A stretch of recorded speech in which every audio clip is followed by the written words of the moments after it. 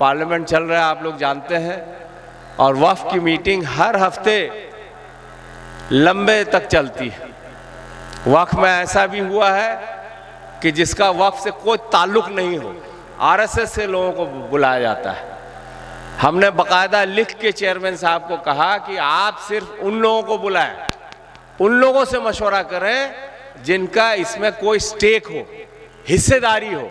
आप ऐसे लोगों को ना बुलाएं जिसको जानकारी नहीं है, जो झूठ फैलाते हैं कि वफ़ जो है कोई जो भी चाहे अपने किसी भी ज़मीन को या किसी भी बिल्डिंग को, किसी भी जायदाद को वफ़ घोषित कर दे। हमने हालांकि एक दो बार कहा भी वो मीटिंग में कि भाई हम पार्लियामेंट के अंदर भी बिस्मिल्लाह कह के अगर हम ओथ लेते हैं तो इसका ये मतलब तो नहीं है कि हम उसको क्लेम कर दें कि नहीं भाई ये हमारी वफ़ की ज़मीन है। कई ऐसी मस्जिदें हैं जिसको ऐरा गैरा कोई भी एक पिटीशन दे देता है और उसको खोल दिया जाता है और उसमें कहा जाता है कि भाई इसकी जांच होगी। आपने देखा संभल में क्या हुआ, उसी तरह हर जगह इन लोगों का टारगेट है। इस जलसे में मौजूद जमायत उलमाए हिंद के जनाब मौलाना महमूद अरशद मदनी साहब, किशनगंज से ताल्लुक़ रखने वाले हमारे मौलाना गयासुद्दीन साहब, इस इलाके के सभी एमएलए हजरात और आप लोग जो स्टेज पे बैठे हैं और सामने जो आए हैं, आप सबको हमारी तरफ से सलाम और शुक्रिया कि आप लोग इतनी तादाद में इस जलसे में शिरकत कर रहे हैं। सबसे पहले मैं शुक्रगुज़ार हूँ मौलाना मदनी साहब का कि उन्होंने किशनगंज आने का मन बनाया और ऐसे मुद्दे पे वो यहाँ आए हैं जो हम सब से ताल्लुक़ रखता है। अभी 11 साढ़े 11 बज रहा है। मैं जानता हूँ कि आधे घंटे में ये पूरा मैदान भर जाने वाला है। तो हिस्टोरिकली भी ये जमात 100 साल से ज़्यादा से 150 साल से ज़्यादा से हिंदुस्तान के हर मसाइल पे अपनी खिदमत की है। और आज जो सबसे अहम मुद्दा है जिस पे मौजूदा बीजेपी की सरकार, आरएसएस की सरकार नज़र गड़ाए हुए है, हमारी हकूक़ के बारे में तो हम लोग अच्छी तरह जानते हैं कि क्या हमारे लोगों को पिछले कुछ सालों में तकलीफ़ों का सामना कर पड़ रहा है। लेकिन अब ये चाहते हैं कि जो लाखों एकड़ ज़मीन, लगभग 9.5 लाख एकड़ ज़मीन है और हर दिन नए नए ज़मीनें जुड़ती जा रही हैं। कोई ना कोई हर गांव में या हर ज़िले में हर दिन कट्ठा 2 कट्ठा, बीघा 2 बीघा ज़मीन वफ़ करती है, जिसमें हमारे मस्जिदें बन रही है, मदरसे बन रहे हैं, कब्रिस्तानें बन रही है।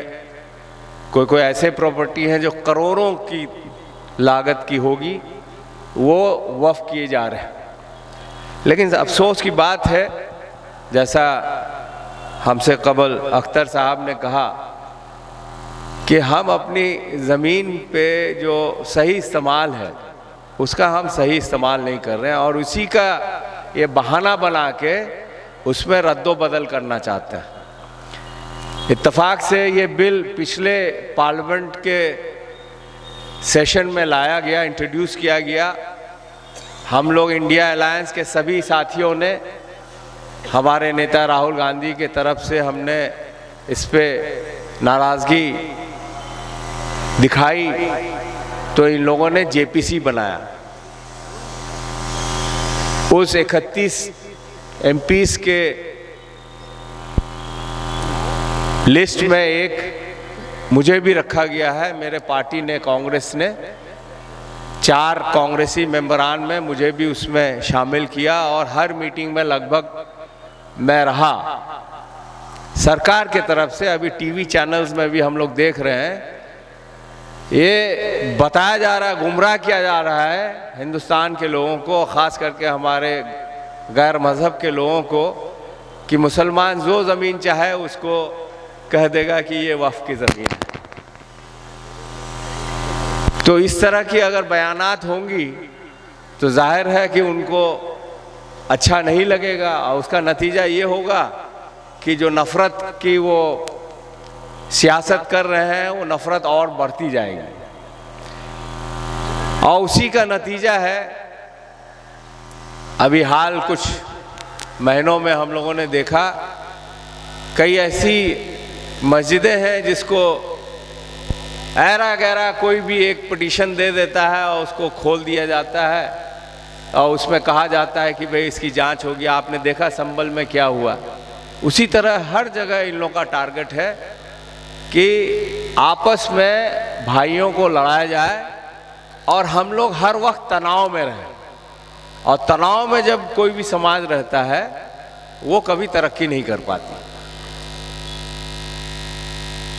हमने हालांकि एक दो बार कहा भी वो मीटिंग में कि भाई हम पार्लियामेंट के अंदर भी बिस्मिल्लाह कह के अगर हम ओथ लेते हैं तो इसका ये मतलब तो नहीं है कि हम उसको क्लेम कर दें कि नहीं भाई ये हमारी वक्फ की ज़मीन है।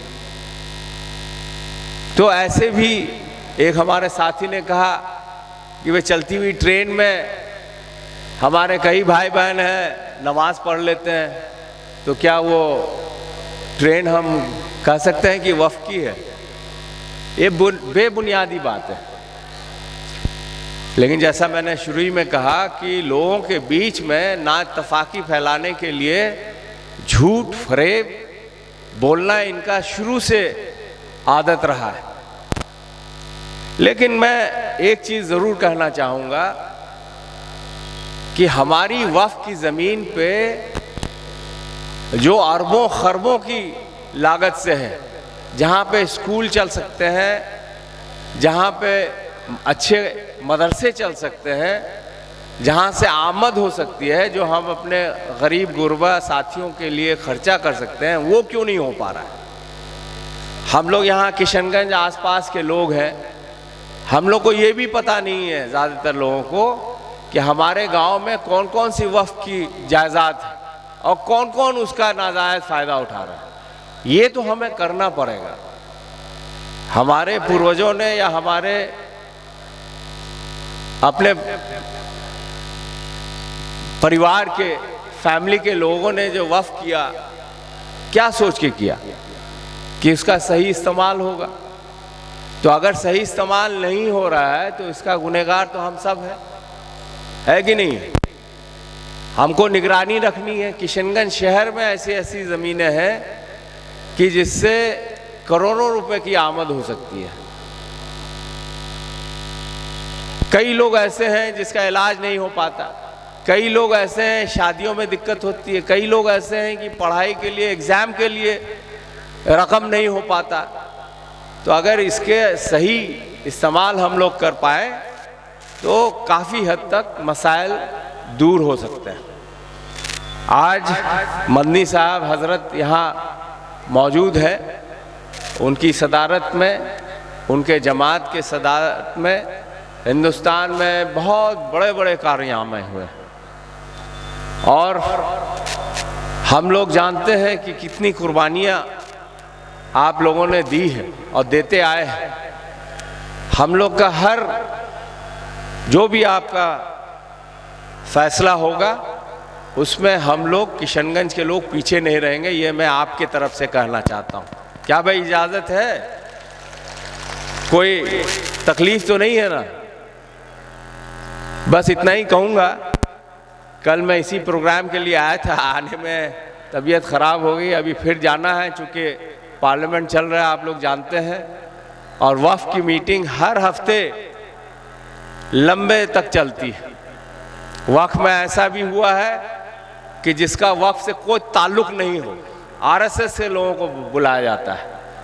हमने बाकायदा लिख के चेयरमैन साहब को कहा कि आप सिर्फ उन लोगों को बुलाएं, उन लोगों से मशवरा करें जिनका इसमें कोई स्टेक हो, हिस्सेदारी हो। आप ऐसे लोगों को ना बुलाएं जिसको जानकारी नहीं है, जो झूठ फैलाते हैं कि वक्फ जो है कोई जो भी चाहे अपने किसी भी ज़मीन को या किसी भी बिल्डिंग को, किसी भी जायदाद को वक्फ घोषित कर दे।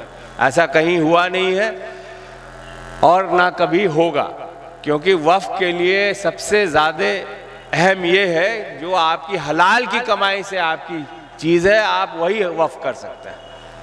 नाजायज़ चीज़ आप कतई नहीं कर सकते। तो आखिर में मैं आप सबों को सलाम करना चाहता हूँ और मौलाना हज़रत मदनी साहब का बहुत बहुत शुक्रगुज़ार हूँ। उनके जो दिखाए हुए रास्ते हैं उस पे हम लोग सब लोग मिल के एकजुट होके चलें, ताकि हमारे जो मसाइल हैं उसको हम लोग सही तरीके से सरकार तक पहुंचा पाएँ, ताकि हमारे साथ जो इस तरह की बेइंसाफ़ी हो रही है उसको हम लोग कम से कम कर पाएँ। बहुत बहुत शुक्रिया। खुदा हाफिज़।